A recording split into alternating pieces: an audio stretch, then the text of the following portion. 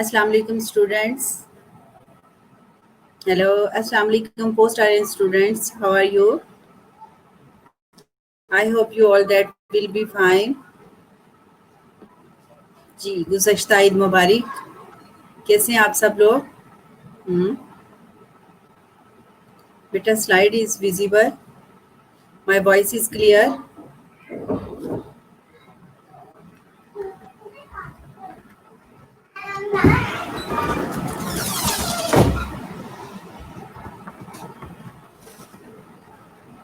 Voice clear है बेटा?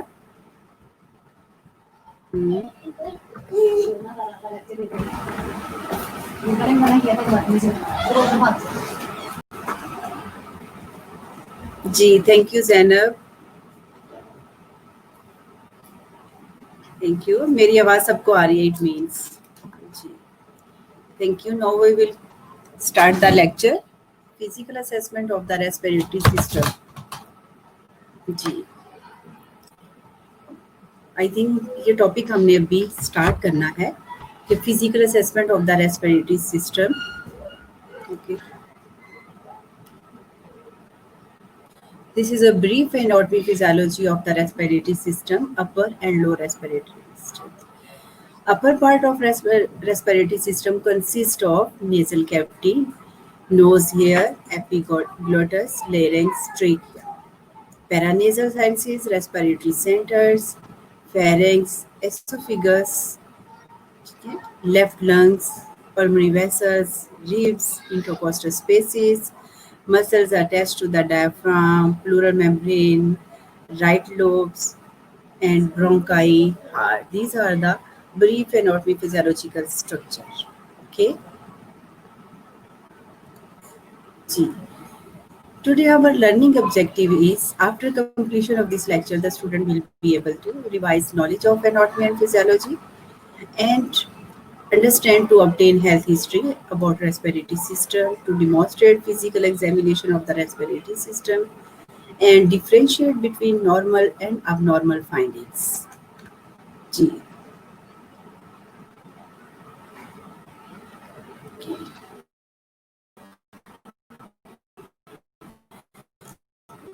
introduction and anatomy.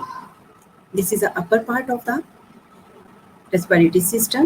We already discussed previous slides: nasal cavity, trachea, right lungs, pharynx, epiglottis, larynx, bronchus, left or right lungs, pleura, diaphragm. Okay. G. Physiology. Physiology is a function of the respiratory system. They are exchanged deoxygenated blood from the pulmonary arteries and into the alveolus, and also presenting function of capillaries. Upper respiratory include nose, pharynx, adenoids, tonsils, epiglottis, larynx, and trachea. The main function of the upper respiratory system: filtered airborne particles, a modified and warm-inspired gases. Okay. These are the upper respiratory system functions. Are you listening me? Are you here? Dear, are you heard my voice? No interruption? Okay. G. This is a overview of the anatomical structure of the respiratory system: soft palate, adenoids, uvula, tonsils, and tongue. This is a inner view of the mouth. ठीक है, inner view क्या है? Mouth का inner view है, उसके point. Lower respiratory tract consist of bronchi, bronchioles, alveolar duct, and alveoli, with the expectations of the right and left main stem bronchi. All lower airway structures are contained within the lungs. Okay? The lower respiratory function is to serve for gas exchange. ठीक है, यही है ना। Lower base में क्या होता है? हम गैस एक्सचेंज होती है हमारी लंग्स की बेस में। ठीक है, तो लोअर रेस्पिरेटरी सिस्टम। जी, आप लोगों का पेपर सबके बहुत अच्छे हो गए हैं बेटा।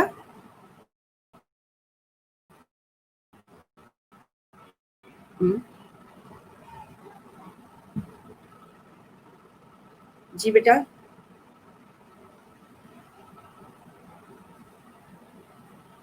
सबको अच्छे हो गया पेपर? हम्म,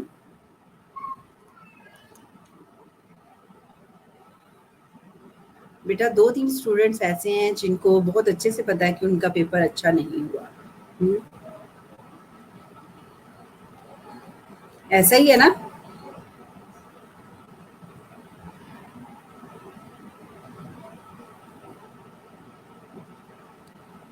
जी, वॉइस कट रही है मैम जी। बेटा मैं बोल ही कम रही हूँ। मैंने क्वेश्चन किया था कि पेपर आप लोगों का अच्छा हो गया? बिल्कुल, अदीला ने बिल्कुल ठीक कहा है कि रिजल्ट देखकर ही पता चलेगा, और आपको at the time of viva भी सबको पता चल गया था। और जो आपका रिटर्न में था, ऑफ कोर्स आप सबको जो है वो इमीडिएटली आपकी परसेंटेज नज़र आ गई थी। ऐसा ही है ना?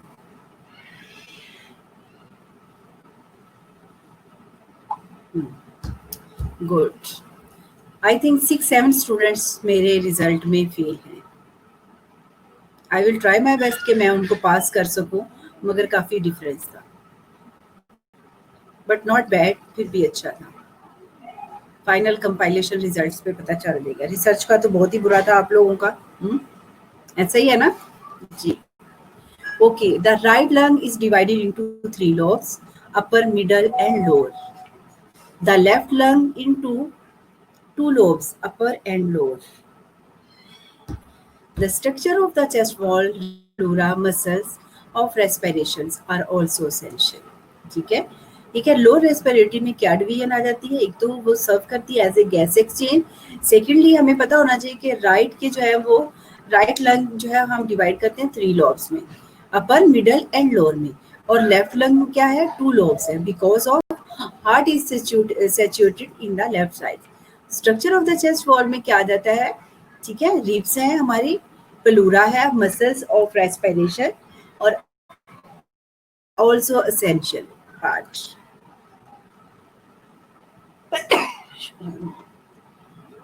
जी, this is a right lung lobe, upper, middle and lower. ठीक है, upper and lower, this is a anatomical mapping of the lungs. जी, this is also brief review for the transaction of anatomy physiology. जी, system glossary, respiratory system की glossary सबसे पहले, क्योंकि हमें respiratory system को असेस करना है तो उसकी बेसिक टर्मिनोलॉजी, जो बेसिक टर्म्स हैं वो हमें पता होनी चाहिए। Bronchi, the two main air passage into the lungs, bronchi हम किसको कहते हैं? ठीक है। और डायफ्राम की अगर हम बात करते हैं तो डायफ्राम में क्या जाता है? मेन मसल्स है यूज करते हैं फॉर ब्रीदिंग।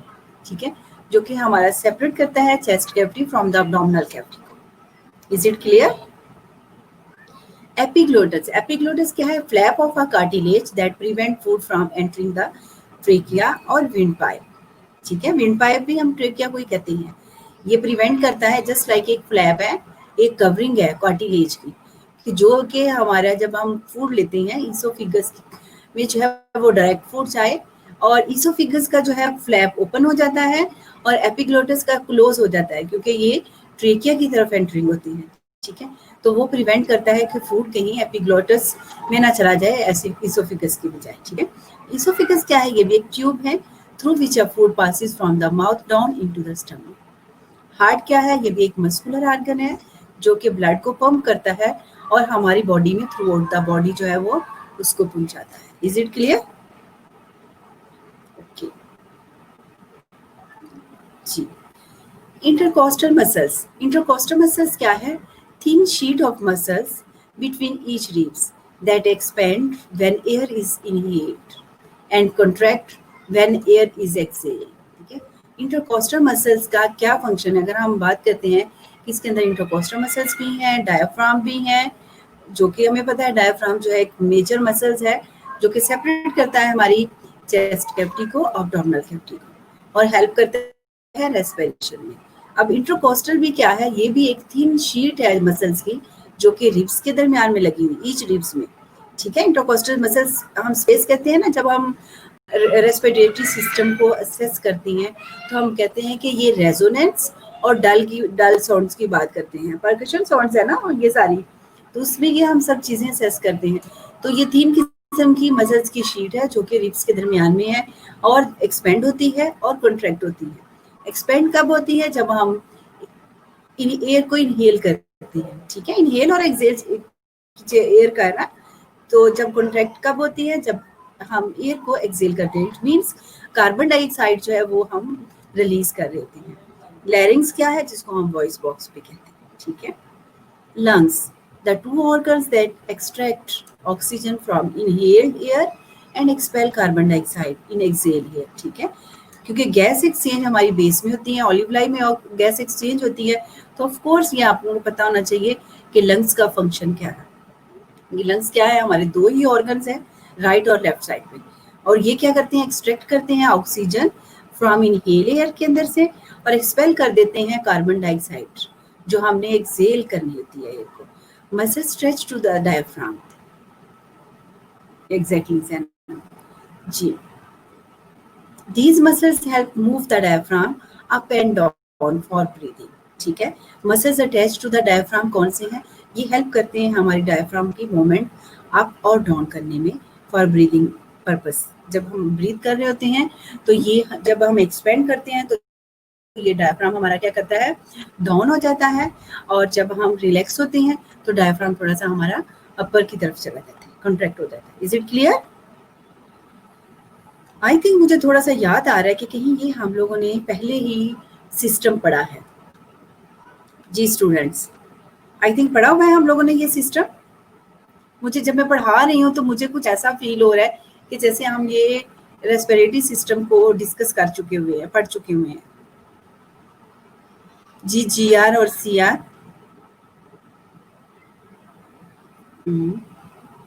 जी बेटा, हमने ये पढ़ा है। ओ यस, क्योंकि मैं पढ़ा रही हूँ तो मुझे कुछ लग रहा है कि जैसे हम लोगों ने ये पढ़ा है। और हमारे कौन कौन से रिमेनिंग जो है वो टॉपिक्स रह गए हुए हैं students? It's okay, no issue कि बहुत सारे लोगों ने नहीं लेक्चर्स लिया होगा। हम अभी इस रेस्पिरेटरी सिस्टम को ही कंटिन्यू करेंगे, नो इशू, ठीक है। रिमेनिंग सिस्टम हमारे कौन कौन से रह गए हैं? हिरा, मुसर्रत, आई थिंक आप लोगों ने मुझे क्लियर कहा है कि जी हमने पढ़ा हुआ है। जी सुमैया, गुड। तो फिर तो बहुत अच्छे से समझ आ रही होगी। इट मीन आपका रिवाइज हो रहा होगा, ऐसा ही है। चलिए इट्स ओके, अगर जिन्होंने नहीं सुना उसके लिए जो है वो बेस्ट रहेगा। जी, nasal cavity, interior area of the nose lined with the sticky mucous membrane and contain tiny surface hair called cilia, जिसको हम कहते हैं। Nose hair, located at the entrance of the nose, these hair trap large particles that are inhaled. Definitely nasal cavity क्या है? ये interior area है हमारे knows का, और इसके अंदर क्या है? म्यूकस मेम्ब्रेन है, स्टिकी किस्म की म्यूकस मेम्ब्रेन है जिसके अंदर टाइनी सर्फेसिस भी हैं जिसको हम सीलिया कहते हैं। हेयर है ना, टाइनी हेयर जो है वो सीलिया हम उसको बोलते हैं। अब नोज के अंदर जो हेयर है एक्चुअली उन्होंने बताया कि वो क्या करते हैं, हमें भी पता है वो क्या पार्टिकल को क्या करते हैं, वो ट्रैप करते हैं, ठीक है। लार्ज जो भी पार्टिकल है उनको फिल्टर करते हैं। Located at the entrance of the nose, these hair trap large particle that are inhaled, ठीक है।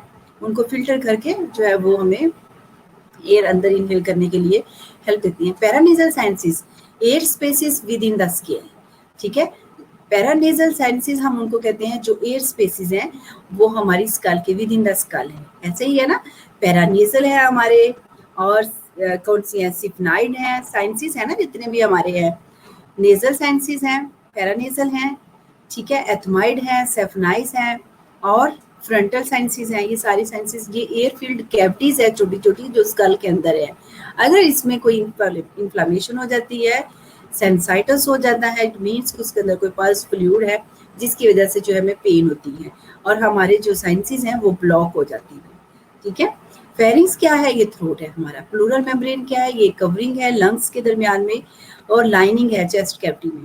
This membrane has a two thin layers, ठीक है, जो कि प्रोटेक्ट करती हैं हमें। प्लूरल मेम्ब्रेन का फंक्शन यही है कि वो फ्रिक्शन से जो है वो प्रिवेंट करती हैं हमारे लंग्स को। जी बिल्कुल। Pulmonary vessels are pulmonary arteries carry deoxygenated blood from the heart and lungs, और pulmonary veins carry oxygenated blood back to the heart. ठीक है, ये भी आपको क्लियर है. Respiratory centres area of the brain that control breathing system. कौन सा है? वो है बोन्स. ठीक है, पोन्स ऑब्लुंगेटा जो है वो हमारा रेस्पिरेटरी सिस्टम है. ठीक है जी.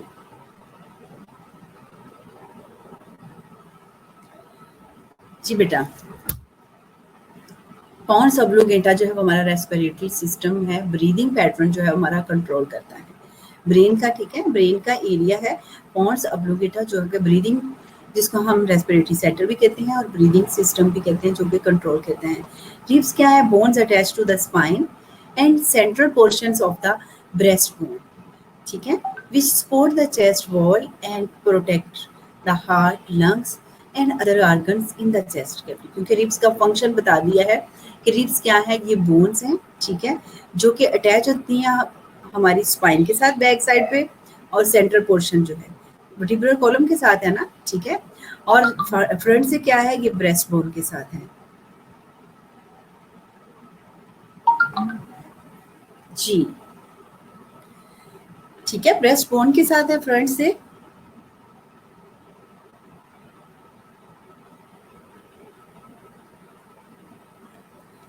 जी पूछ ली,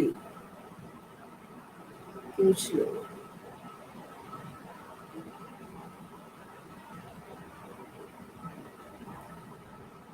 जी students, are you with me? Sorry, ये एक टेक्स्ट आ गया था, मुझे करना. पल्मोनरी आर्टरी में ऑक्सीजनेटेड ब्लड नहीं होगा. बेटा, हार्ट के फंक्शन की बात हो रही है, हम नॉर्मली बात कर रहे हैं पल्मोनरी वेसल्स की. और ठीक है, पल्मोनरी आर्टरी कैरी करती हैं. आर्टरीज में हमारी पूरी बॉडी में क्या है? ऑक्सीजनेटेड ब्लड है. ऐसा ही है ना? ठीक है, तो जब हम हार्ट की बात करते हैं, रेस्पिरेटरी सिस्टम की बात करते हैं, तो उसमें ये सिस्टम थोड़ा सा डिफरेंट है.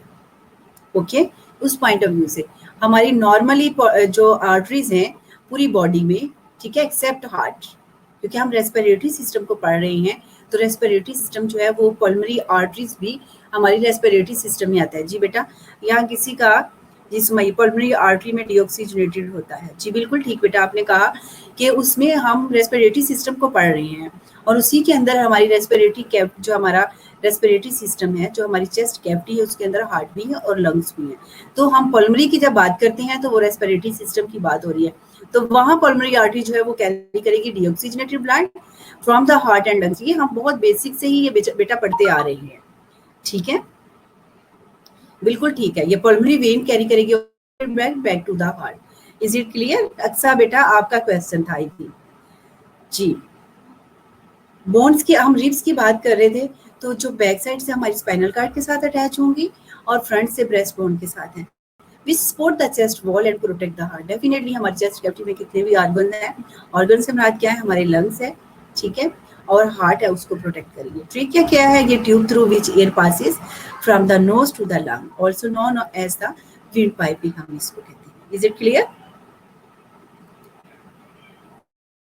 No we will come to the history from the patient, क्योंकि बेस लाइन हिस्ट्री ऑब्टेन करना जो है वो कलेक्ट करना, it is very important for us कि जब भी हम हिस्ट्री लेते हैं तो उसमें क्या करते हैं, हमें बेस लाइन में हिस्ट्री पेशेंट से लेनी होती है. Either we are collecting through subjective data और objective data.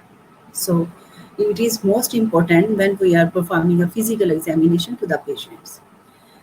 So, physical problems, asking from the patient's physical problems, lifestyle, and asking uh, about smoking, family history, occupations, allergy, environmental factors, recreational exposures, anxiety, and sign and symptom. Okay, बेटा, सना आपके साथ आलिया ले रही है, but they need to enter the room register. ठीक है, next time आप लोग जो है, अगर नेट का इशू है तो खुद आप लोगों ने अपना लिंक ऑन करना है.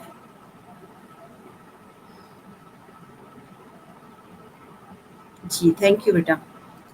Okay, health history. Any risk factor ask asking from the patient any risk factors for respiratory disease. वो स्मोकिंग है तो स्मोकिंग वो पैक पर ईयर्स कितना ले रहा है, पर डे कितना ले रहा है, एक्सपोजर टू स्मोक अगर वो नहीं ले रहा तो कहीं वो अगर फैमिली में उनके कोई भी स्मोकिंग करता है तो उसके साथ वो बैठ जाता है या उनकी जो है वो मतलब सिटिंग उनके साथ है, ठीक है।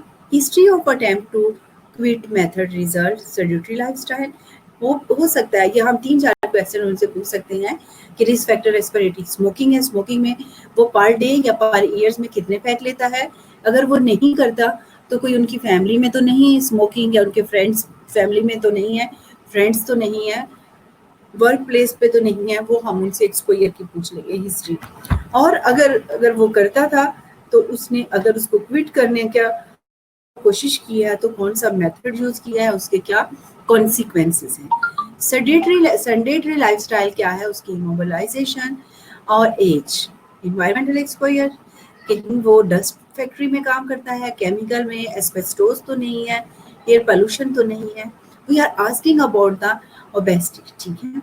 अगर पेशेंट हमें डेफिनेटली क्लिनिकल पता चलेगा तो हम उसकी ओबेसिटी के रिगार्डिंग पता करेंगे और उसकी फैमिली हिस्ट्री में कोई पेशेंट्स को ब्रोंकाइटिस तो नहीं है, एस्थमेटिक हिस्ट्री तो नहीं है, कोई एलर्जी की हिस्ट्री तो नहीं है, सीओपीडी नहीं, तो ऑफ कोर्स हम पेशेंट से फैमिली हिस्ट्री भी पूछेंगे, ठीक है जी। कफ डेफिनेटली रेस्पिरेटरी सिस्टम को हम रिव्यू कर रहे हैं तो हम हिस्ट्री पेशेंट की हम कफ उसके तो पहले प्रॉब्लम्स पूछ ली है, स्मोकिंग पूछ ली, अब हमने उनसे ये पूछ लेना है कि अगर पेशेंट को कफ है तो किस टाइप की है, ठीक है, उसमें किस टाइप की उसको कफ है, ठीक है। तो जिसमें आप उसको देख सकते हो कि ड्राई है, मॉइस्ट है, वेट है, प्रोडक्टिव है, हॉर्स है, हिकिंग है और बार्किंग है, वूपिंग है, ऑनसेट और स्टार्ट, ठीक है, कि उसको किस टाइप की है, ड्राई है कि सिर्फ उसको ड्राई कफ हो रही है, ठीक है। उसमें ये सब चीजें हम क्या करेंगे, हम उससे पूछ लेंगे कि उसको ड्राई है, बेकिंग है, हिकिंग है, ये सारी चीजें हम उनसे पूछ सकते हैं। अगर है वेट वह है तो उसको किस तरह की है स्पूटम, ठीक है, स्पूटम उसको किस तरह का आ रहा है, ये सारी चीजें हम पेशेंट से पूछेंगे। अगर हुआ है तो कलर हम उससे पूछेंगे, ठीक है, कि कलर में क्या है उसका। जी जिसमें या बेटा आपने पूछा कि उसके पैक पर ईयर्स, आप मल्टीप्लाई करोगे पैक पर डे, मल्टीप्लाई करोगे नंबर ऑफ ईयर्स के कितने साल से वो जो है वो साल में उसके कितने बन जाएंगे, ठीक है। ये पीपीडी का मतलब यही है मैम, पैक पर ईयर के आपने पैक पर ईयर, पी से पैक पर डे कि वो कितने लेता है, एक वो पैकेट लेता है, 2 पैकेट लेता है, उसको मल्टीप्लाई आप कर लोगे ईयर्स के साथ तो आपका क्वेश्चन आ जाएगा, आंसर आ जाएगा, ठीक है। तो ऑनसेट तो नहीं उसको कफ हुई, हो सकता है कि वैसे कुछ एलर्जी है या कोई ऐसी उसने कोल्ड और वार्म चीज ली है जिसकी वजह से उसको कफ हुई है, तो आप इमीडिएटली उसको जो है वो नहीं कर सकते कि ये रेस्पिरेटरी डिसऑर्डर्स है इसका या कोई और इश्यूज है, ठीक है। ड्यूरेशन में क्या है,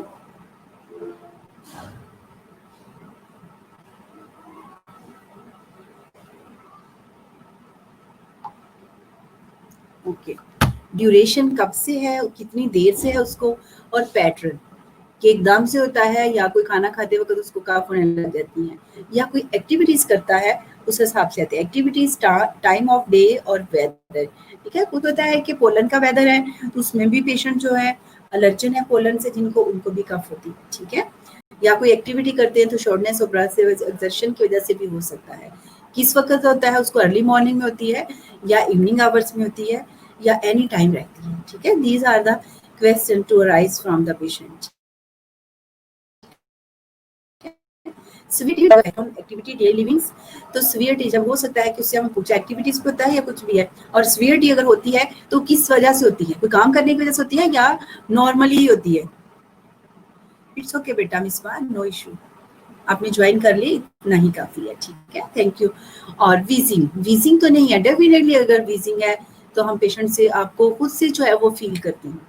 आप पेशेंट आपके पास बैठा हुआ है, एस्थमेटिक है, तो क्या होता है उसकी वीज आ रही होती है, क्योंकि म्यूकस थिक हो जाता है, जिसकी वजह से जो है वो हमारी ब्रोंक्यूल्स, और ब्रोंक्यूल्स में जो है वो उसकी थिकनेस की वजह से क्या होता है, मूवमेंट होती है तो वो पेशेंट को जो है वो खुद से भी उसकी वीज सुनाई दे रही होती है। Associated symptom, treatment and effectiveness, अगर उसने ट्रीटमेंट करवाया था, कोई मेडिसिन ली थी, कुछ भी है, तो वो आपसे पूछ सकते हैं। Is it clear? Activity daily living, Sonia बेटा, A for activity daily livings, उससे हम पूछ सकते हैं कि वो कोई काम करता है उसकी वजह से सीवियरिटी हो जाती है या वैसी। Is it clear? जी, अगर पेशेंट का हम स्पूटम, क्योंकि हमारे माइंड में आ रहा है कि रेस्पिरेटरी सिस्टम को हम असेस कर रहे हैं, मे बी पेशेंट जो है वो ट्यूबरकुलोसिस वाला है, मे बी एस्थमेटिक है, सीडी वाला पेशेंट है, तो डेफिनेटली हम उसका एग्जामिन करेंगे। ठीक है, तो स्पूटम है तो उसकी कितनी अमाउंट है, ठीक है, कलर देखेंगे, व्हाइट है, येलो है, ठीक है, ग्रीनिश है, ये सब चीजें हम देखेंगे, या उसके अंदर कोई ब्लड है, प्रेजेंस ऑफ ब्लड की भी हेमोप्टाइसिस की बात करेंगे, उसमें स्मेल तो नहीं आ रही, ऑर्डर्स की बात करें, कंसिस्टेंसी उसकी एक स्ट्रिक सी बनी हुई है, या फ्लूइड कम सेपरेट है, और उसकी जो स्पूटम थिकनेस है वो लेता है, पैटर्न ऑफ प्रोडक्शन भी हम उसका देखेंगे। ठीक है जी। साइनोसिस, रेस्पिरेटरी सिस्टम में क्या है कि हम उसकी को भी देखेंगे कि पेशेंट जो है डीऑक्सीजनेटेड तो नहीं है, हम SpO2 देखते हैं, ऑक्सीजन सैचुरेशन, ठीक है, तो उसमें हम पेशेंट्स के जो है वो नीड्स की बात करेंगे। तो ऑलमोस्ट अगर पेशेंट को रेस्पिरेटरी वाली सिस्टम है, उसको अक्यूट जो है अटैक के साथ आ गया है, मतलब एस्थमेटिक पेशेंट की बात कर लो, COPD, तो आपको उसके लिप्स से भी पता चल जाएगा और स्पेशली नील से भी पता चल जाएगा कि वो साइनोसिस है या नहीं है। ब्लूइश डिस्कलोरेशन होगी, lack of oxygen in the blood, ठीक है, cyanosis by the definition. Clubbing नील हो सकता है कोई कार्डियक पेशेंट्स है, ठीक है, चेस्ट कैविटी में कार्डियक भी है, उसके साथ जो है रेस्पिरेटरी सिस्टम इन्वॉल्व है।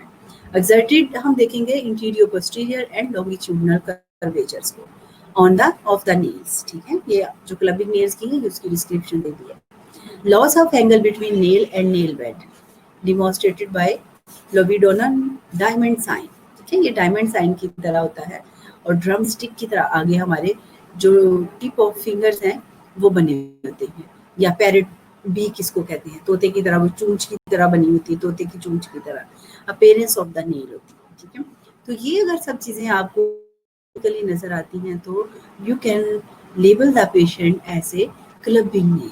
ठीक है, नॉर्मल नेल की हमारी स्पेस कितनी है, 160 180 तक जो है वो नॉर्मल एंगल है। तो ऑफ कोर्स ये विजिबली आप इसको क्लिनिकली देख के असेस कर सकते हो। एक तो हम उनको देखते हैं, ये लॉन्गिट्यूडिनल कर्वेचर इंटीरियर पोस्टीरियर इसके, और सेकेंडली क्या है, उसका नेल का जो एंगल है वो लॉस है, जो कि 160 180 तक अराउंड अबाउट हमारा नॉर्मल होना चाहिए। और इनकी शेप क्या है, डायमंड साइन की तरह जो इसको कहते हैं, और आगे से फिंगर मोटी मोटी हैं, जो हमारे टिप है ना, उनको हम ड्रम स्टिक की तरह कहते हैं, या पैरेट बी की, जो तोते की चूंच की तरह की भी बनी होती है अपीयरेंस नेल की। हम ये 2-3 इसके सिंबल हैं, क्योंकि हमने देखा कि हम उसके साइन और सिम्टम्स को भी ऑब्जर्व करेंगे जब हम रेस्पिरेटरी सिस्टम को असेस करेंगे। तो ऑफ कोर्स अगर आपको 2-3 चीजें ये नजर आती है तो you can label as a clubbing of the nail. ठीक है, इज इट क्लियर? जी जी बेटा, मैं अभी डिस्कस कर रही हूँ, नॉर्मल एंगल बता दें। मैंने क्या कहा है कि 160 to 180 नॉर्मल एंगल है हमारा, अगर उसके इसमें लॉस है उसका एंगल, मैंने तो आपसे पूछने से पहले ही बेटा आपको एक्सप्लेन कर दिया है। 160 to 180 नॉर्मल हम उसको कंसीडर करते हैं। जी, now we will discuss past health history. Past health history, it is also very important for your collecting the history, respiratory infection or diseases. Past history आपको बहुत हेल्पफुल होती है कि आप उसकी करंट जो है वो प्रेजेंटिंग कंप्लेन देख रहे हैं, तो हो सकता है कि पेशेंट की पास्ट हिस्ट्री कहीं हॉस्पिटलाइज हुआ है, या कोई प्रीवियसली ट्रीटमेंट ले रहा है, ठीक है, या उसको रिकरेंटली रेस्पिरेटरी इन्फेक्शन जो है वो हो रहा है, तो इसलिए पास्ट हिस्ट्री कलेक्ट करना बहुत ज़रूरी है।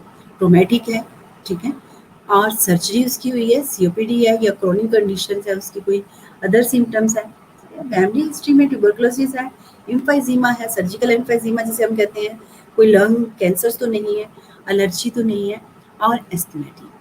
So that's why we are collecting the family history. It is very important when we are collect the history from the patients. Okay. Now we will come to the physical examination. Surfaces of the landmarking, yeah, not mapping of the respiratory system. When we are going to perform the respiratory system, so you are keep in mind surfaces of the landmarking. When we draw the imaginary lines, imaginary line is a very important for you when we are performing the examinations. कि इनके जो services लैंडमार्किंग है, इनके underline क्या हमारे कौन से structures आएंगे, कौन से ऑर्गन का कौन सा पार्ट आएगा. So that's why we are draw the imaginary lines. Suprasternal notch, sternal angle, xiphisternal joint, subcostal angle, subcostal margins, clavicle, ribs, and X-V-force. So these points are keep in mind when we are drawing the imaginary lines. Okay. So, so this is a supraclavicular space. Okay. Infraclavicular space. Clavicle क्या है, both sides पे है, right और left. जब सुप्रा clavicular की बात होगी तो क्लेविकल से अबव हम इमेजिनरी लाइन की बात करेंगे.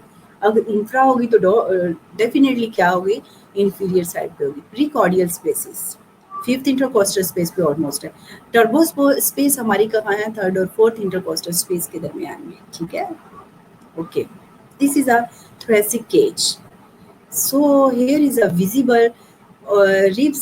How many ribs? 12 ribs.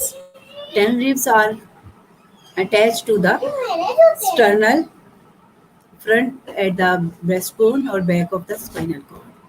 So this is a manibrum, body and Ziphite process.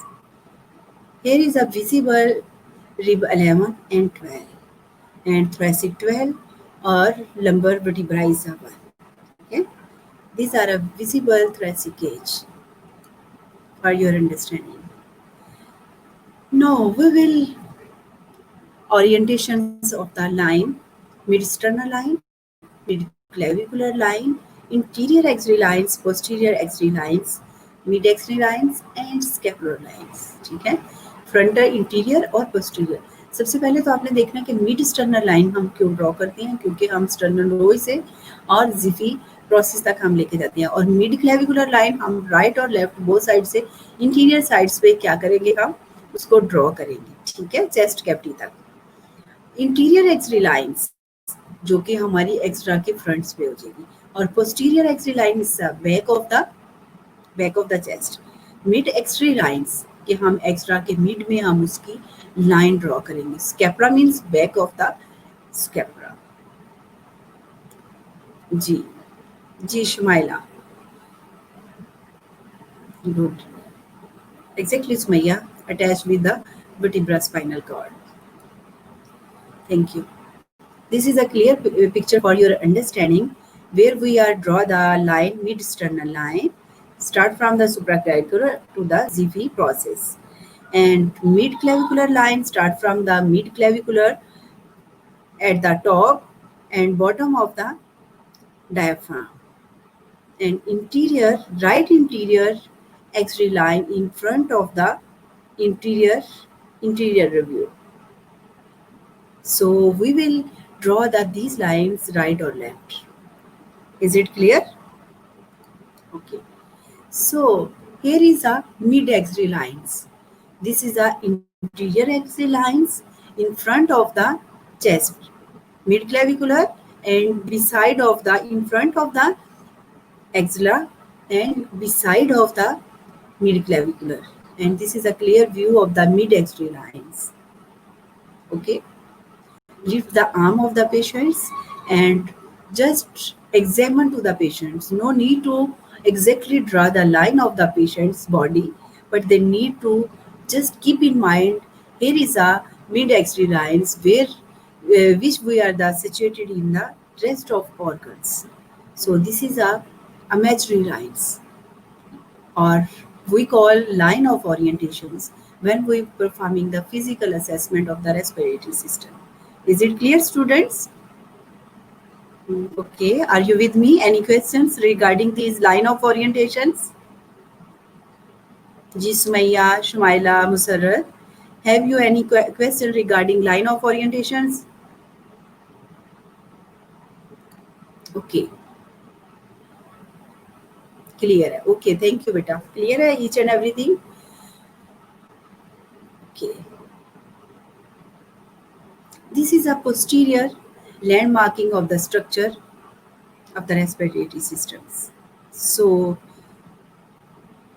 as you like, we will draw the line of supraclavicular to the Ziphy processor, and back of the chest start from the spinous process to the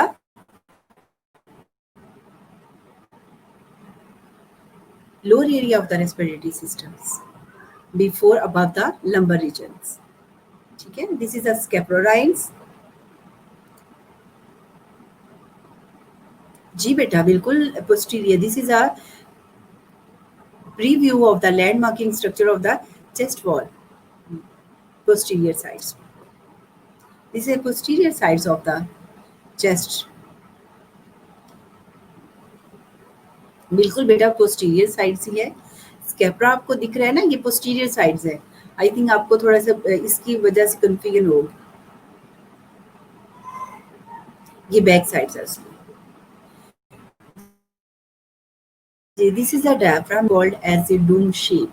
The diaphragm is a shape like an upside down, just like a ball. Okay. Spinous process of the thoracic vertebra, scapula superior angle, inferior angle. ठीक है. We will see the surfaces landmarking thoracic posterior aspect of point of views. तो spinous process क्या है of the thoracic vertebra, ठीक है.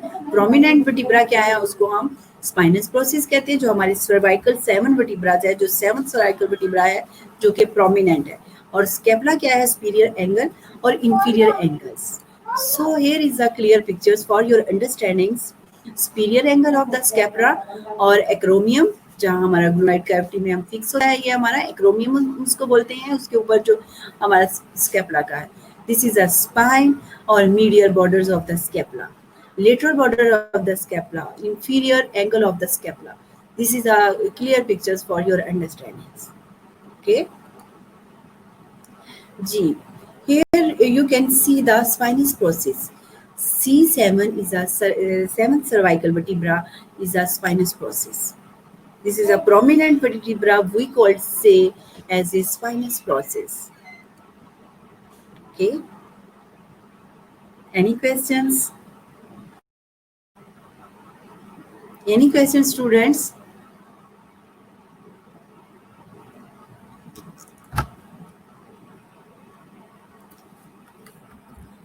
Any questions, students? This is a part 1 of respiratory systems. So next week we will discuss second part of the respiratory systems. जी no ma'am जी, क्या सब understanding होगी कि सब वॉश आउट हो गया जी? कोई क्वेश्चन नहीं है आपका? How it is possible? बेटा आप लोग क्या किया करो, जब लेक्चर्स लेते हो तो आप नोटबुक और पेंसिल साथ रखा किया, और जो क्वेश्चंस, जो आंसर्स या आपको जो वर्ड्स की समझ नहीं आती आप उसको राइट कर लिया करो, और ड्यूरिंग लेक्चर्स आप उस चीज़ को डिस्कस कर लिया करो. इस टॉपिक में जैसा कि आप लोगों ने बताया कि हम पहले भी इसको पढ़ चुके हैं, मेरे माइंड में थोड़ा सा कन्फ्यूजन थी कि आई थिंक हमने डिस्कस नहीं किया. जब मैंने लेक्चर डिलीवर किया है, थोड़ा उसको रिव्यू किया है प्री रीडिंग, तो मुझे लग रहा था जैसे हमने ऑलरेडी डिस्कस किया हुआ है.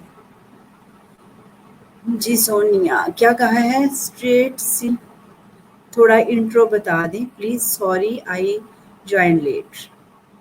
स्टार्ट से थोड़ा इंट्रो बता दें बेटा. सोनिया मैं स्टार्ट से क्या इंट्रो बताऊं, कि मैंने एनाटॉमी फिजियोलॉजी जस्ट ब्रीफ किया था.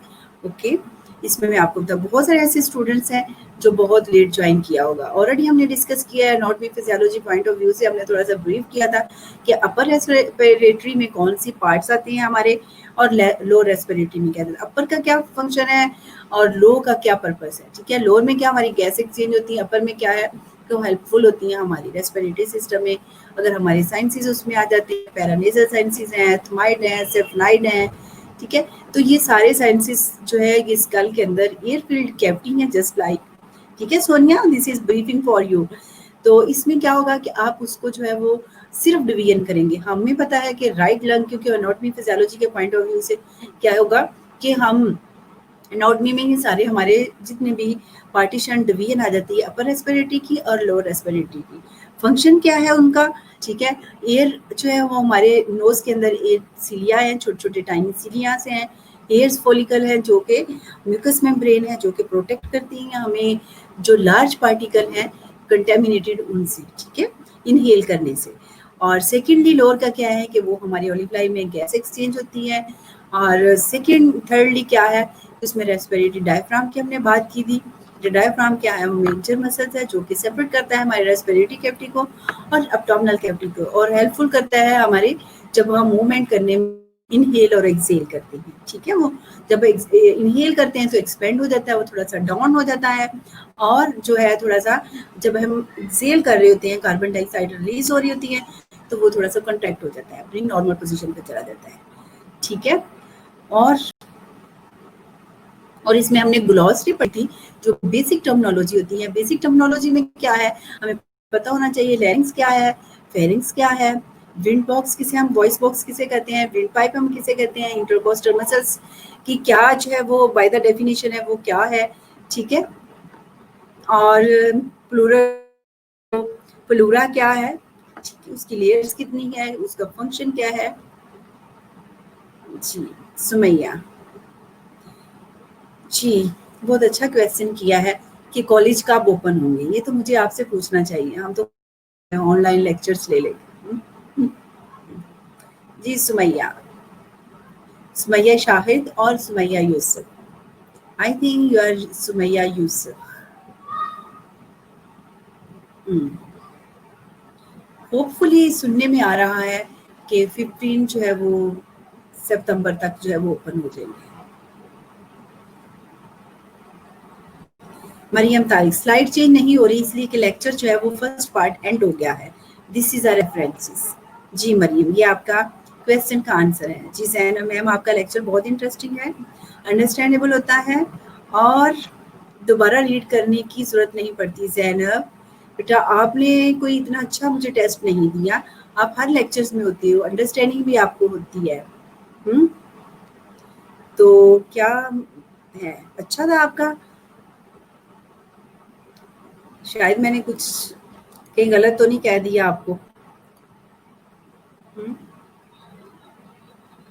मैं भी देख के आपको बताती हूँ कि आपका टेस्ट कैसा हुआ था।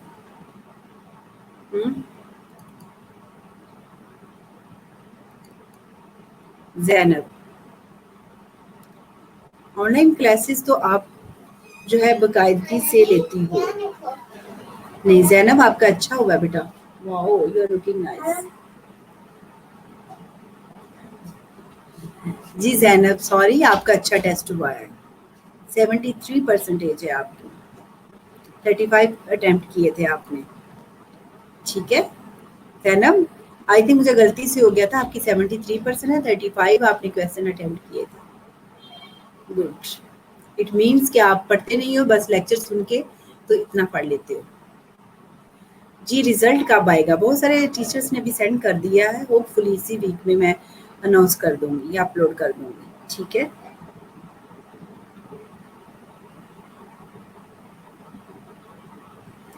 नीलम वाकई रियली हम भी चाहते हैं कि आज ही कॉलेज ओपन हो जाए, इंशाल्लाह जल्दी हो जाएगा। ओह, बटरिंग कर रहे हो आप लोग। कि अच्छा पढ़ा समझ आ जाती है। चले बेटा, हमारा यही है ट्राई कि आप लोग जो है वो उसको अच्छे से अंडरस्टैंड करो और हम बेस्ट से बेस्ट आपको जो है वो प्रोवाइड करें, ठीक है। और कोई क्वेश्चन तो नहीं है। कितने रिमेनिंग्स हमारे टॉपिक्स रह गए हुए हैं, कुछ याद है? Hina, second last slide repeat कर दूँ? ओके, ये वाली स्लाइड बेटा, इसमें ये आपको बताया है कि सरफेस लैंड मार्किंग हमारी जो thoracic posterior aspect point of view से हम देखते हैं, जिसमें हमारा स्पाइनस प्रोसेस है। हम देखते हैं ना कि स्पाइनस प्रोसेस से हम जो है वो एक जिस तरह सुप्रा स्टर्नल नोज से ऊपर से हम ड्रॉ करते हैं इमेजिनरी लाइन, ठीक है हिना आपके लिए बेटा, और एक से हम स्केपुला के ऊपर करते हैं। तो स्कैपुला के ऊपर से हमारे माइंड में आना चाहिए कि वो कैसे, क्योंकि वहां तो बोन है ना, डल सी सुनाई देती है, तो हमें कैसे जो है वो पोस्टीरियर चेस्ट को हम जब इंस्पेक्ट करेंगे, उसको आस्कल्टेट करेंगे, तो हम क्या चीजें उसको जो है अच्छे से व्यू कर सकते हैं, जिसमें उन्होंने कहा सुपीरियर एंगल है उसका और इंफीरियर एंगल है, ठीक है ना। तो इस ये ओरिएंटेशन उन्होंने थोड़ा सा बता दिया है कि अगर हम स्कैपुला के जो है वो मिड में हम लेते हैं, ड्रॉ करते हैं, तो उसका पूरा स्कैपुला हमारा नहीं अंदर आ जाता है, वो सुपीरियर एंगल भी होता है उसके अंदर, और ये स्पाइन की बात हो रही है, ठीक है। और साइड क्या है, मीडियल उसका ये बॉर्डर्स है, इंफीरियर बॉर्डर्स है। तो हम लाइन ओरिएंटेशन यहाँ से हम स्टार्ट करेंगे, ठीक है, मिड में, और उसको हम ऑब्जर्व करेंगे। और आपने देखा होगा कि बेस्ट जो है वो हम कहाँ उसको असेस करते हैं, हम बेस्ट जो है वो पोस्टीरियर चेस्ट को जो है वो हम करते हैं, क्योंकि फीमेल की जो है वो ब्रेस्ट बोन की वजह से, ब्रेस्ट की वजह से जो है वो हम पेशेंट्स को प्रेफर नहीं करते, ठीक है। और मेल की चेस्ट को हम प्रेफर करते हैं फ्रंट से, तो हमें पोस्टीरियर और इंटीरियर दोनों ही को हम एग्जामिन करते हैं। ऐसा ही है ना, पेशेंट्स को क्यों बैठा के इमीडिएटली जो है वो बैक साइड्स पे देखते हैं, तो इसमें कोई अंडरस्टैंडेबल वाली नहीं है, जस्ट आपको ओरिएंटेशन दे दिया है कि इसके अंदर क्या क्या है, ठीक है। इस स्लाइड को एक्सप्लेन किया है कि स्पाइनस प्रोसेस है, थ्रेसिक वर्टिब्रा में पोस्टीरियर स्पेक्टिकल और स्पेक्ला है। स्पेक्ला को जो उन्होंने जो है ऑलरेडी ओरिएंटेट कर दिया है कि ये चीज़ें इसके अंदर इंटीरियर बॉर्डर है, सुपीरियर बॉर्डर्स है और इसका मीडियल बॉर्डर्स है, ठीक है। ये उसको वेल एक्सप्लेन कर दिया anatomy physiological point of view से, और इसमें कोई खास चीज़ नहीं है जी। Any questions? ठीक है, नेक्स्ट आप लोग जो है 10 मिनट्स का ले लें आप ब्रेक, आप लोग ड्यूटी से आए होंगे। नेक्स्ट लेक्चर आपका मिस्टर तंजील जो है वो कंटिन्यू करेगा। कल मेरी तबीयत नहीं ठीक थी जिस वजह से मुझे उनको लेक्चर देना पड़ा, ठीक है। तो गुड लक। फिर भी आपको कोई क्वेश्चन हो आप राइट कर लीजिएगा अपने नोटबुक पे, हम नेक्स्ट लेक्चर्स पे हम डिस्कस कर लेंगे। और ये रेस्पिरेटरी सिस्टम के लिए अब टेस्ट के लिए भी प्रिपेयर हो जाना, आपके टेस्ट फिर दोबारा से स्टार्ट हो रहे हैं।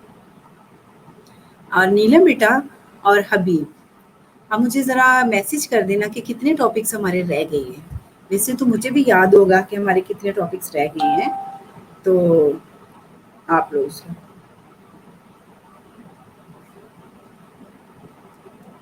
ठीक है, ठीक है, थैंक यू बेटा, गुड बाय, अल्लाह हाफिज़। जी सुमैया ठीक है, आज मैं छुट्टी पे हूँ और घर में लेक्चर ले रही हूँ। थैंक यू, आपने एक्चुअली मेरी 2-3 दिन से काफ़ी तबीयत ख़राब थी, जिसकी वजह से मैंने एक रेस्ट मार लिया।